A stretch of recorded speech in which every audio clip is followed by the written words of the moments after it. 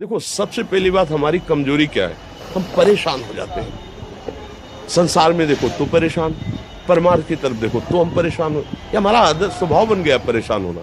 थोड़ा सा धैर्यवान बनो, गंभीर बनो। कोई भारी से भारी विपत्ति में परेशानी स्वीकार करके विपत्ति से थोड़ी निकला जाता। सुलझो, ठीक है, विपत्ति आई, समस्या आई, इसका समाधान होगा।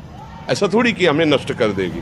अगर अभी हमारी बड़ी हानि हो जाती है, हम कल इससे बड़ा लाभ प्राप्त कर सकते हैं। हमको एकदम बिल्कुल गंभीर रहना है, इतने कमजोर नहीं बन जाना।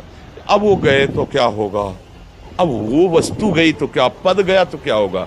प्रयास किया था, ये पद मिला था, इससे बड़ा पद प्राप्त करूंगा, मैं इससे बड़ा महान बनूंगा।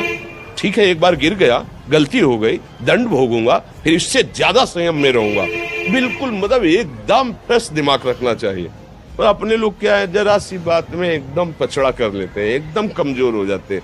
ये बिल्कुल ठीक नहीं है। हम जीवन भर की यात्रा की बात कह रहे हैं, भारी से भारी कष्ट में भी मुस्कुराना, तो हमें बल मिला है, हमें भगवान की कृपा का दर्शन हुआ है, हमें उनका दुलार दिखाई दिया है।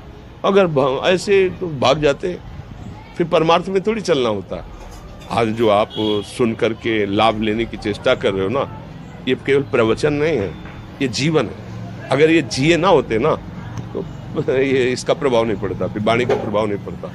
हम इसीलिए कहते हैं, जैसे आप लोग एकदम परेशान हो जाते हैं, तो बोलो क्या हमसे ज्यादा परेशानी होगी? दोनों किडनी खराब, दवाई लाने के लिए पैसे नहीं, पानी रखा है हम उठ के पी नहीं सकते, भीषण शरीर में कष्ट, भीषण बुखार, क्योंकि किडनी फेल, जरा में बुखार, खाने को क्या, रोटी मांग के लाओ। अगर वहां सब्जी मिलती तो लाल मिर्च ऐसी पड़ के मिलती थी कि पा नहीं सकते थे। आप सोचो, पानी लाना है तो मुझे लाना है, पीना है तो मुझे पीना है।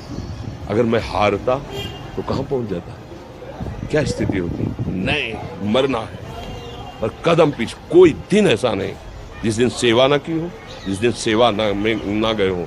गुरु जी की सेवा में जाना है, पहले अपने को स्वस्थ साबित करना है, नहीं वो सेवा ही नहीं लेंगे। तुम बीमार हो, तुम कष्ट में हो सकते। उनकी दृष्टि बड़ी शांत होगी। सेवा की, आके लेट गए, फिर हिम्मत की, अपनी श्री जी की सेवा की। मधुकरी नहीं गए, 3-3, 4-4 दिन भोजन नहीं गए, पर सेवा नहीं छोड़ा, दिनचर्या नहीं छोड़ी। और उसका प्रधान कारण संयम, ब्रह्मचर्य, भगवदाश्रय, नाम जप, कभी हारने नहीं दिया। अभी भी थोड़ी देर बाद डायलिसिस शुरू हुआ, हारने, आपको हारे हुए नजर आ रहे हैं। शरीर में पीड़ा है, किडनी फेल है, ऐसा थोड़ा हम स्वस्थ बैठे हैं, पीड़ा है, बार बार प्यास लगती है, थोड़ा थोड़ा पानी मिलता है, लेकिन हम आनंदित हैं, हम प्रसन्न हैं। हम लड़ाई में हारे नहीं हैं, ना हारेंगे, हम जीत चुके हैं। हम अपने मालिक के भरोसे में अपना सब बात, तो वो ये हम अपनी बड़ाई नहीं बता रहे, हम आपको बता रहे समस्या। सोचो, तुम्हारे पास तो माँ है, भाई है, बहन है, परिवार है, कोई ना कोई तो है ना। मेरा किसी ने कभी जीवन में ध्यान भी नहीं दिया। क्यों? बचपन से बाबा जी बन गए, किसी से प्यार नहीं, किसी से संबंध नहीं, कोई जानकारी नहीं, हम कहाँ हैं, वो कहाँ है, किसी से कोई मतलब नहीं। अच्छा, जवान साधु कौन श्रद्धा करे? कभी गांव जाने की हिम्मत नहीं पड़ती कि रोटी मांग ले। पता नहीं लोग क्या सोचेंगे, क्या भावना कर ले। हम दरवाजे पे खड़े हैं, क्या कैसी भाव, जो हमारे सामने आकाश वृत्ति से आया यौवन अवस्था में, वही पाया, अन्यथा भूखे रह गए। जब हम हर समय अपने को विवेक के द्वारा सावधान रखे, तो हम कभी निराश नहीं हुए, कभी उदास नहीं हुए, कभी ऐसा नहीं लगा कि यार हम दुखी, कभी नहीं लगा। उसी का फल है कि उस सुख का संकेत मिल गया जहां दुख की निशानी भी नहीं है। वही उसी के बच्चे हो, हम सब उसी धातु से बने हुए हैं।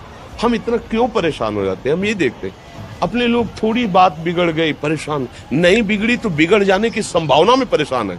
आज सुख है, लेकिन कल सुख छिन जाएगा, तो हम आज के सुख में सुखी ना होकर कल के दुख की आने की संभावना में हम भयभीत हो। मतलब क्या हमारी सोच रह गई?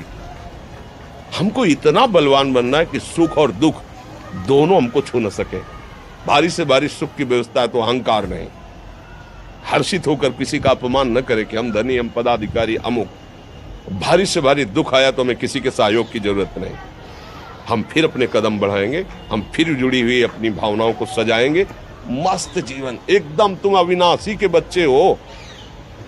शेर का बच्चा भेड़ों के बीच में फंसकर म्यों म्यों बोल रहा है, बस अगर दहाड़ना सीख जाए तो कोई भी उसे परास्त नहीं कर सकता। ऐसे भगवद अंश, तू प्रपंच में फंसकर अपने को इतना दीन क्यों देख रहा है? तू ऐसा है कि भगवान के दिव्यास्त्र में भी ताकत नहीं तेरे को मार सके। तू अविनाशी का अविनाशी बच्चा है। विनाशी भोगों को, विनाशी शरीर को मैं मान के इतना भयभीत, इतना दुख, ठीक नहीं। ये सबके लिए, केवल एक के लिए नहीं। आप समझो, आप लोग सोचते हैं हम गृहस्थ होकर भला ऐसी स्थिति कैसे। जनक जी सुखदेव जी के गुरु हैं और राजा हैं, महल है, रानियां हैं, नौकर है, चाकर। क्या सुखदेव जी जिनके शरीर में लंगोटी भी नहीं है, दिगंबर, परमहंस, परमहंस के गुरु है जनक जी जो राजा हैं। समझो आप ऐसा ना सोचे कि हम नौकरी कर रहे हैं, हम संसार में, हम गृहस्थ हैं, हम अध्यात्म की ऊंचाई पर नहीं चढ़ सकते। नहीं, आप एक सरकारी नौकरी या आप किसानी या व्यापार करते हुए आप एक अध्यात्म की ऊंचाई में चढ़ सकते हैं। और अध्यात्म ही है जो तुम्हें इस माया के दुख सुख से ऊपर उठा सकता है। दूसरा, चाहे जितनी संपत्ति आ जाए, आप सुखी नहीं हो सकते। सब देख लो, आंख खोल के देख लो। अध्यात्म ही है जो तुम्हें हर कष्ट सहकर मुस्कुराकर जीने का रास्ता बता देगा कि आप आनंदित हो जाओगे। कुछ नहीं बिगड़ा। अध्यात्म है तो कुछ नहीं बिगड़ा, अध्यात्म नहीं है तो कुछ नहीं बना, कुछ हाथ नहीं लगने वाला।